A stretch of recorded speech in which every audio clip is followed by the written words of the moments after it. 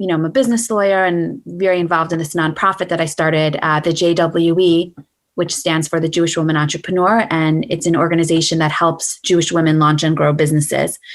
But I guess jumping straight to what we were going to talk about tonight, right, which is work-life balance. I think, as a mom, as an Orthodox Jewish woman, as someone who really fiercely believes in like contributing to my community, and as a lawyer, it's a lot of different hats to wear and a lot to juggle. I think, the title of this was balance, and I don't think necessarily balance is ever, for me at least, really achievable. But something more along the lines of maybe harmony and, feeling like all parts of me are cultivated and working together towards the right things. And so, you had sent me a bunch of, questions. Maybe we should just jump straight in. And I'm hoping this can be somewhat interactive. So if anybody wants to, raise your hand at any point, I guess you can throw questions in the chat, or if you raise your hand, maybe we'll see you. Maybe the chat box is better, a little more efficient. So, Michelle, should I just jump straight to, we talked about, how do you balance stuff? What makes those decisions? Yeah, if you can first maybe mention your background on how you got, how did you become a lawyer? Is that something that you've been wanting to do your whole life, or? Sure. It's a little bit boring, but so I started, so I was a business owner first. When I was 16, I ran a business. And then when I went to college, I majored in finance. It just felt like more a practical degree than the business degree that my college offered. I ended up working as a financial analyst, like right when the subprime mortgage crisis hit. So it was not really the best time, but did it anyway. I knew I wanted some sort of master's degree. So I was thinking, a graduate degree. So I was going to get either an MBA or I was, going to get a law degree. And I really made the decision to go to law school mostly from a practical perspective. I felt like, okay, if I get an MBA, I'll have a lot of great credentials. If I get a JD, if I go to law school, at the finish line, I will be a lawyer, so you can be a lot more things, I guess, with an MBA, but I felt like I wouldn't necessarily have a specific career path, and I wanted a little more direction and a little more certainty. So I went to Maryland Law School. I made a bet. I had started this nonprofit, the JWE, or I wanted to start it. I'd come up with the idea while I was working as a financial analyst. And there was this little wiggle room between when I quit my job as an analyst and I started law school. And so that was basically my time. So that's when I launched it. And then I ended up running it while I was in my first year. Of law school. So I ended up, I have a business background. I ended up as a business lawyer. I love the deal making space, the kind of law that I practice. I'm mostly buying and selling companies. It's pretty niche. For the most part, I represent private equity groups in the defense contracting space who are doing work for the intelligence community. So a lot of like cool technology and random things that would either help you sleep better at night or keep you up at night that we need them. So that's, that's sort of how my journey came to be. I, spent a summer at my current firm and they gave me a job offer. Speaking of balance, when I interviewed at my firm, I had just had a baby. Actually, I had a baby in my first year of law school. I don't know that I'd recommend that to people, but that's what it was. And they said to me, I had my son the first day of spring break. And so I didn't miss a day of school. I went back 8 days later when spring break was finished. So they asked me that on my interview, like, how did you do that? Like, how did you not miss any school? How did you go back? And so I said to them with an ice pack in my underwear, like, that is the only way you go back to school immediately after having a baby, right? Not good interviewing advice. Don't ever say that to anybody. But they gave me the job, like on the spot. They were like, she's, a tough cookie. I'm sharing this story because, a couple of years ago, I would have felt like that was a really good display of how strong I was and how powerful I was. And I really have shifted in mindset since then.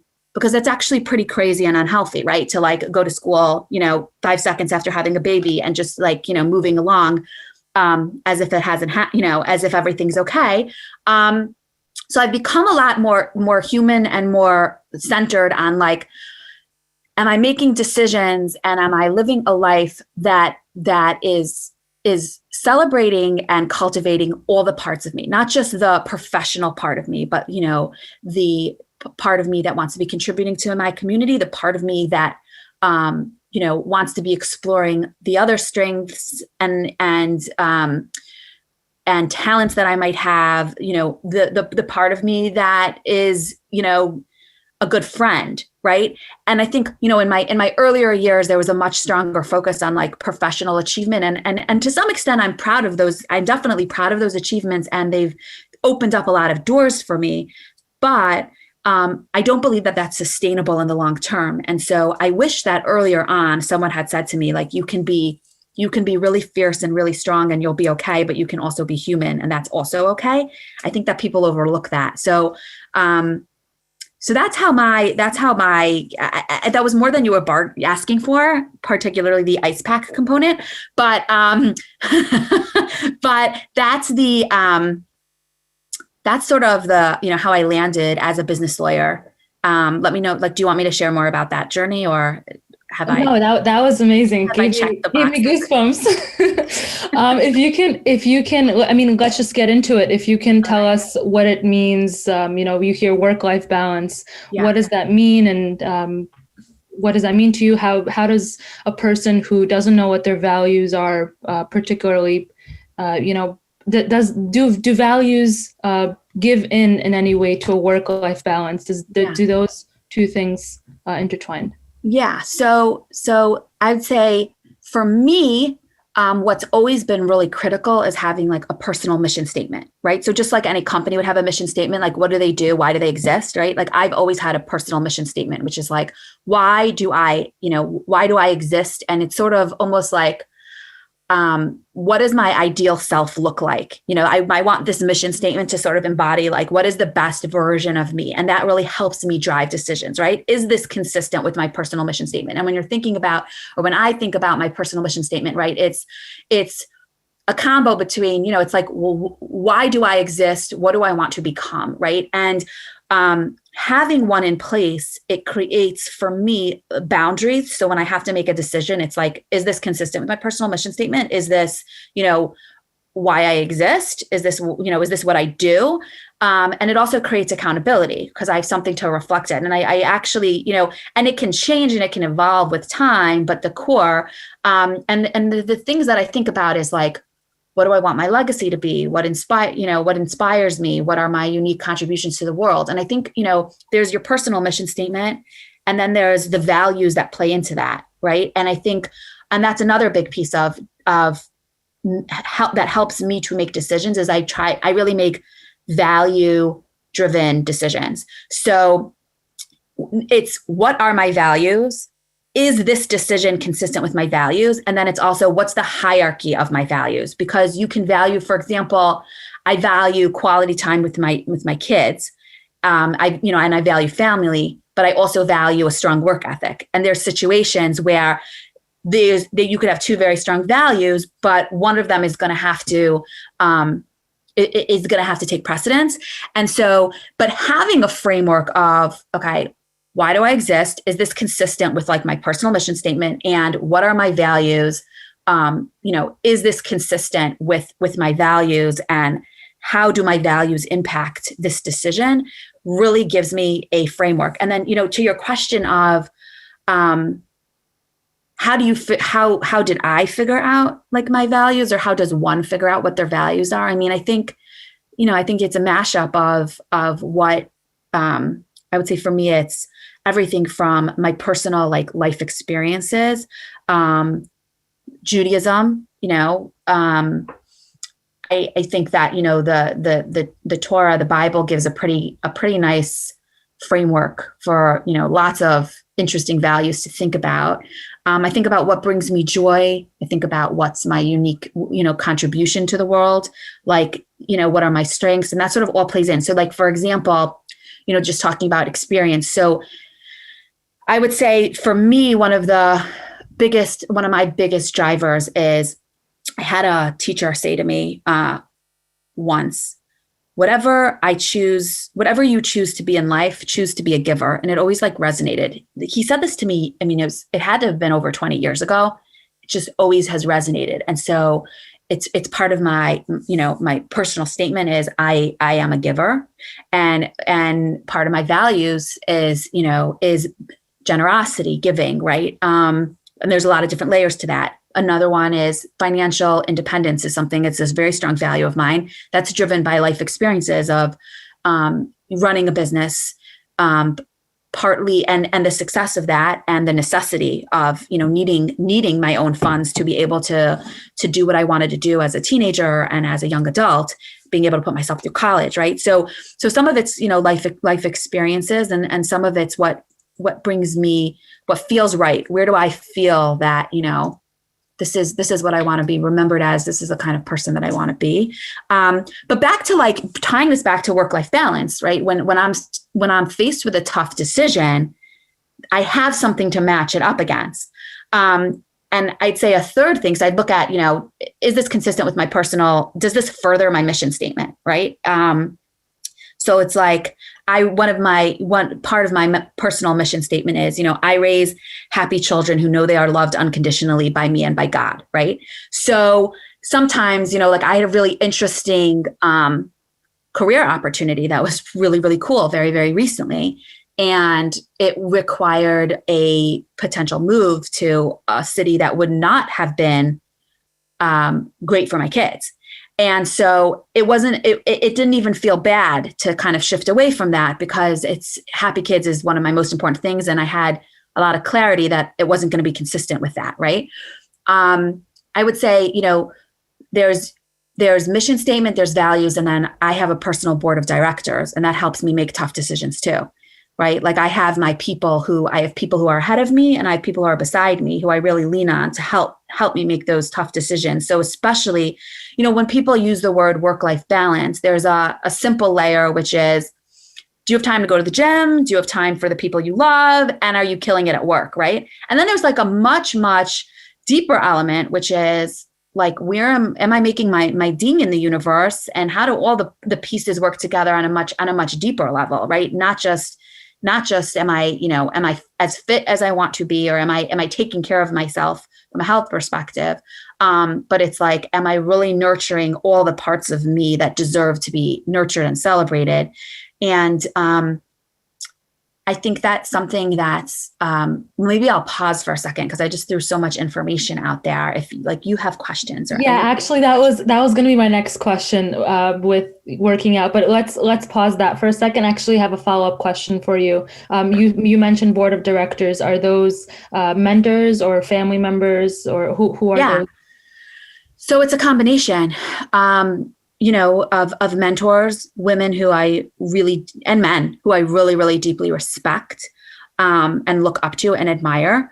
I have a pretty varied board of directors. So like I said, it's people who are very far ahead of me. And then I have peers who, are in similar places, a similar place as I am professionally or in terms of their life right now.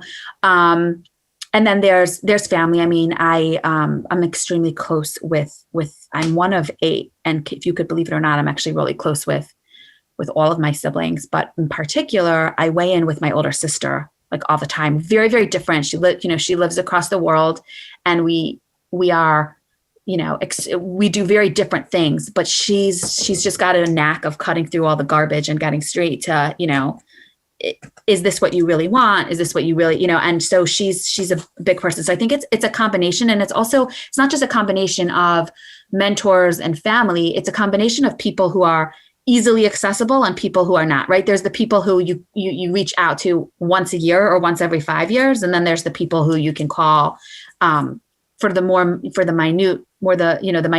small things, almost like the day-to-day where you get stuck. And so I keep a very varied group as my board of directors, but it's been a pretty consistent group of people for, it really hasn't changed in the last at least 10 years. So Which I think is a good sign. That means that you chose the correct people to be your board of directors. I hope so. I mean, I'm up a creek if I didn't, right? Because I'm at this for a long time. But yeah, I mean, you build trust and rapport with people, and they really get you, and you.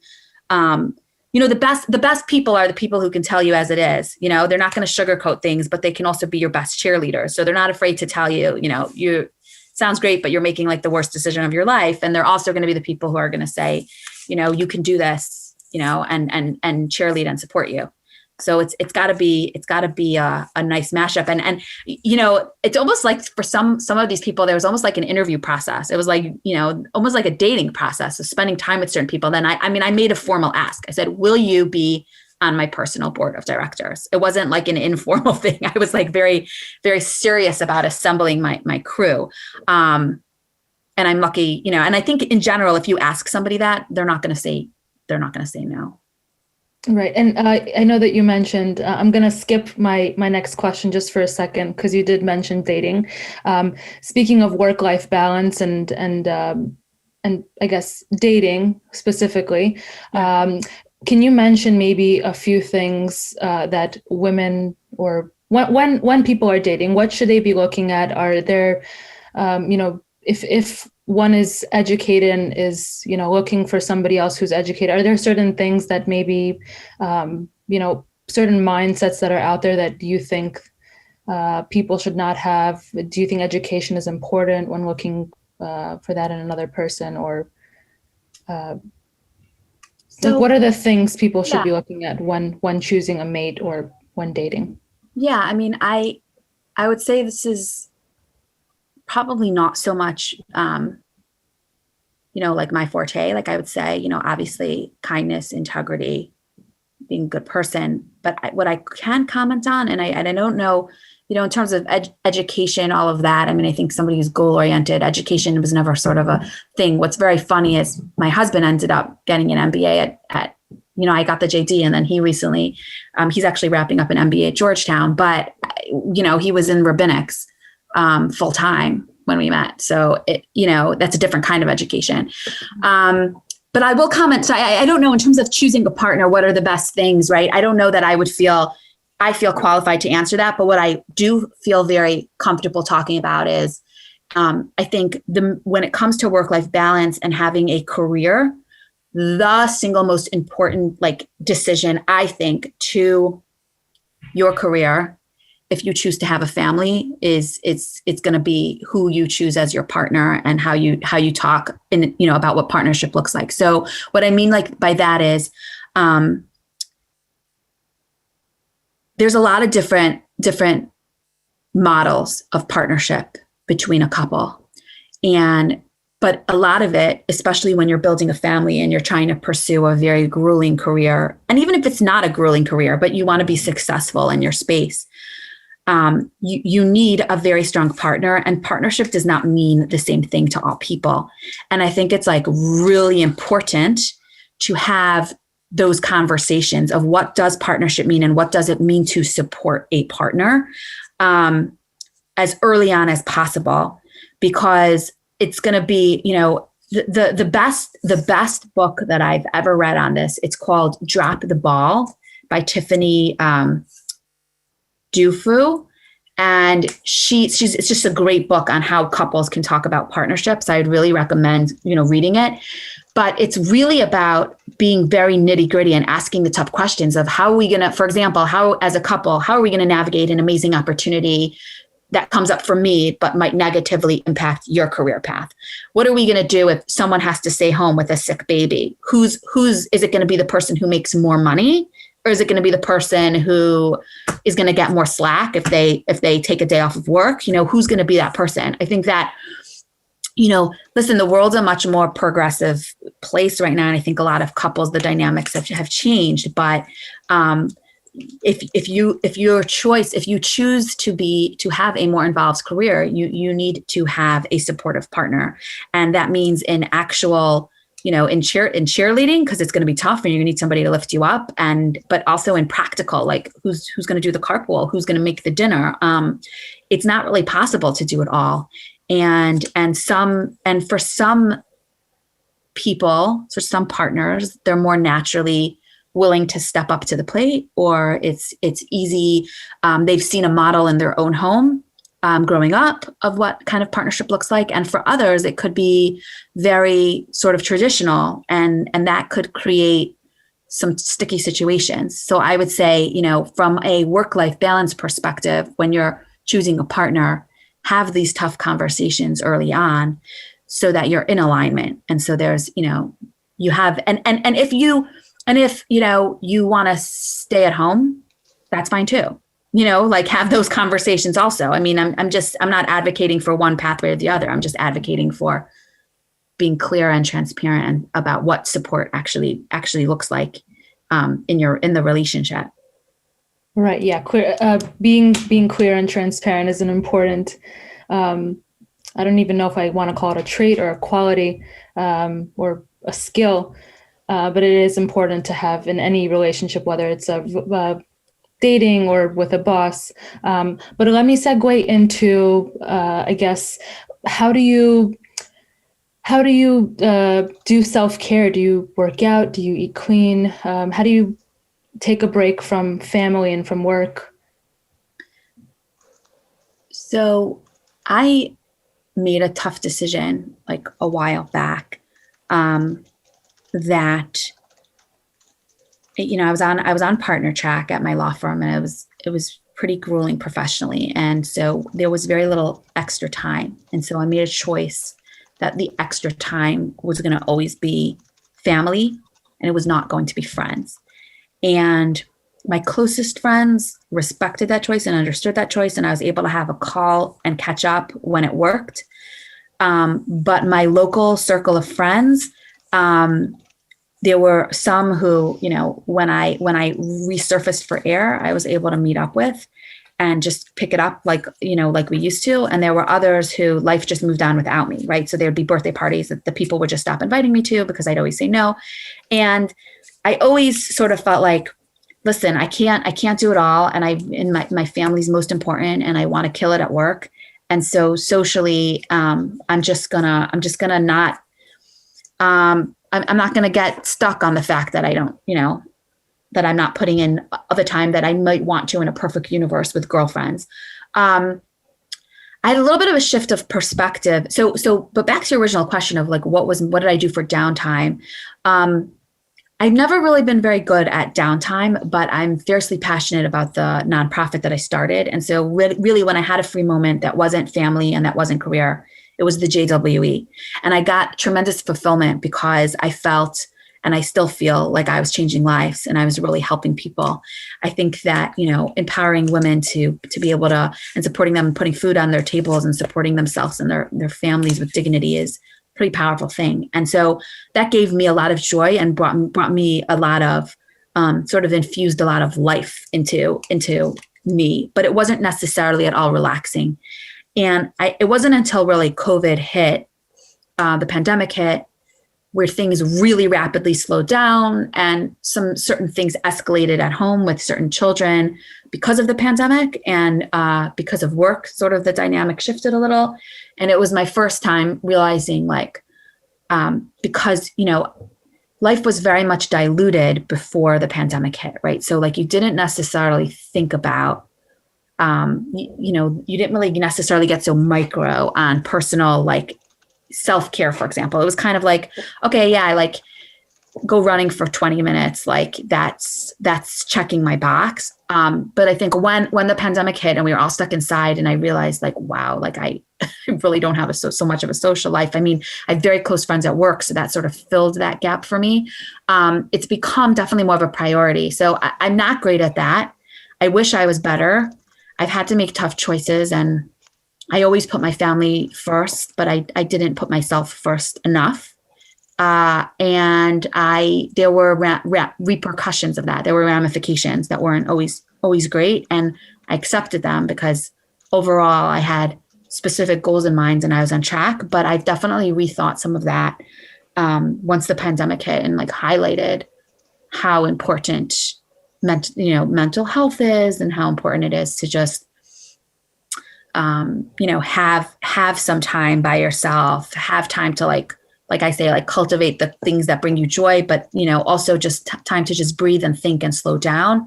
I was never somebody who knew how to slow down, and it sort of taught me maybe I need to do that a little bit more. I know a few of those people that that in my life actually that don't know how to slow down. It's interesting. I guess in terms of also, were you always religious, or did you grow up in that kind of background, or what does religion mean to you, and how did it give or bring anything to your work-life balance? So I did grow up religious. I'd say I grew up in a very open, non-judgmental home. So we had, it wasn't necessarily a traditional, more sheltered religious experience. But I did grow up observant. What does religion, I guess, what does like Judaism mean to me? So it's interesting because I think that what Judaism has given me gives me a really great framework for like achieving the life that I want. That's when I think like my Judaism, what is it, right? It's this like framework to like be my best self and make my ding in the universe. But what's interesting is how my Judaism journey or experience, how it has impacted also my professional life. And I'll tell you what I mean. The type of Judaism that I grew up with was very much a growth mindset, that like, you're kind of never there yet. You're always growing. There's always more to learn. There's always more to become. Like, it's like, you're just not there. And I didn't really appreciate it until I've like had these sort of interesting conversations with coworkers, and they've like pointed it out, and they're like, that's really interesting that it's sort of a natural part of you, is this sort of drive to like keep doing better and keep, there's this interesting growth mindset that you don't need to be observant to have this growth mindset. But because growing up in a home with very, very strong Jewish values and a very, very strong, Jewish framework, there was this just constant messaging of like self-improvement, working on yourself, striving for more. And that has definitely impacted my professional life. I think what else is interesting is being Shomer Shabbat or Sabbath observant, is that it's very unique to have a situation where you have boundaries that are really non-negotiable. So what's interesting is in my workspace, for example, there really wasn't, especially like in my practice group and as a corporate lawyer, there had never been anyone in my group who was Sabbath observant before. And often I'm on a deal where none of the bankers, and, I'm not in New York. I think in New York, it would be shocking to not know about Sabbath observance if you're, in the corporate space. But I'm in the more mid-Atlantic region in Maryland, DC, Virginia. Like, it's very common that I'll be on a deal and the bankers have no idea that I'm going to go offline on a Saturday or Friday night, and counsel on the other side doesn't know either. And I have to explain to them. And I've more than once had, colleagues and, deal members, deal team members of the deal team say to me, it's just so, I really respect that you have this like really firm boundary. I don't know anywhere else where I've actually set like a work boundary that people have like respected, or that was a non-negotiable, right? And for me, it's like I'm going offline when Sabbath hits. So it's sundown, I'm offline, and I'll resurface, Saturday night. But and it's non-negotiable, and I always let people know. But I think having a framework also for just boundaries, it has given me the freedom to set boundaries in other places in my life too. And I'm more comfortable setting boundaries. And so especially like for me, work-life balance, it's all about boundaries. It's all about setting boundaries within yourself. When are you pushing yourself too hard? It's about setting boundaries and expectations with the people around you, right? Like, what is most important? What are you going to make time for? And then, where are you going to push for people to respect those boundaries? And where are you going to let things slide? And so I think it's all, if you want to achieve balance, it's about setting those expectations to yourself and to others very early on and very firmly. And so I think that being observant has made that process very easy for me, because I do it every week. So it's, I know what a non-negotiable boundary looks like. That's what Shabbat is for me. So that's been really cool. And a really helpful, like within the framework of work-life balance, that's been just like a really helpful, way to look at things. Have you had anybody, I don't know how to correctly phrase this question, but have you had anybody, because you're a woman or because you're Jewish, give you less work or tell you, oh, you can't do it because Shabbat is coming around, or because you're married maybe, or I'm sure you said you were pregnant while you were in school and at work and. Yeah. So, I'm in the corporate M&A space, which is pretty male dominated. I'm very lucky that the partner that I've worked with for most of my career has always given me big, tough projects, and has never discriminated against me based on, being a mom, being religious. I've always been really clear about expectations when it comes to being Sabbath observant, and especially when the Jewish holidays roll around and I have to miss a bunch of days. I'm very careful to make sure that I'm very available, during other times, right? So I've proven myself from a work ethic perspective, and I'm very clear. So there isn't this question mark of like, where has she gone? I would say something that I have a lot of gratitude for is, again, this partner really just threw me into the water, and I had to figure out how to swim. And he's always put me in a room with, and it's interesting. I was reflecting with a coworker the other day. We were talking about some of the really extraordinary opportunities that we've had, because, doing deals, especially in the defense contracting space, is pretty unusual for a woman. And we assume when we go to a closing dinner, like, we're going to be the only women in the room. And if we haven't both staffed the deal, it's just going to be one of us, right? So you could be in a room with 30 people, and it's bankers and lawyers and the seller, the founders of the company, and maybe who, some of the investors who threw money into them, and it's all men. It really is. And so, but I've been lucky that I've had good people that have believed in me. But I will also say that the religion piece and the being a mom, I definitely have always been clear about expectations.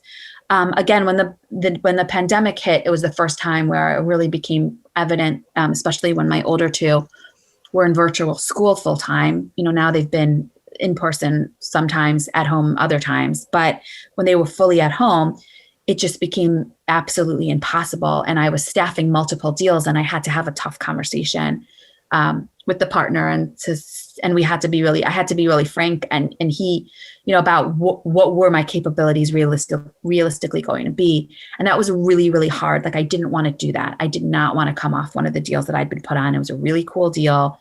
But I had to be really realistic that there was no way I was going to be able to carry it all.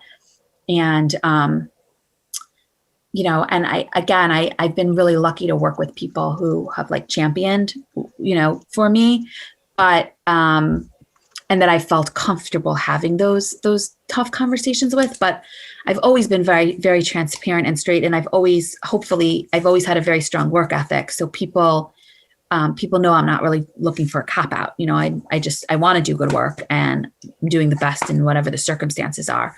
But reflecting on this pandemic and how it's like impacting my career. I mean, there's so many articles about, women leaving the workplace and how this pandemic is pushing us back so far. And I mean, personally, I've experienced that too, that it's just created this impossible situation, and, has forced me again to go back to my values and say, what am I choosing first here? Because I can't do it all, which is tough, but it really pushes you to be authentic about what you really want and who you really are.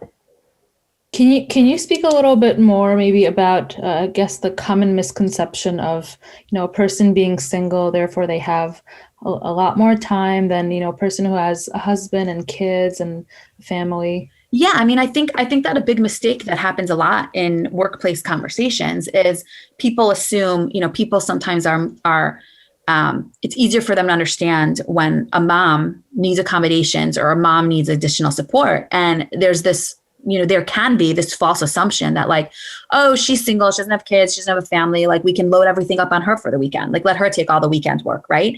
And that bothers me because I think it doesn't, when you're talking about balance, it doesn't mean, it's not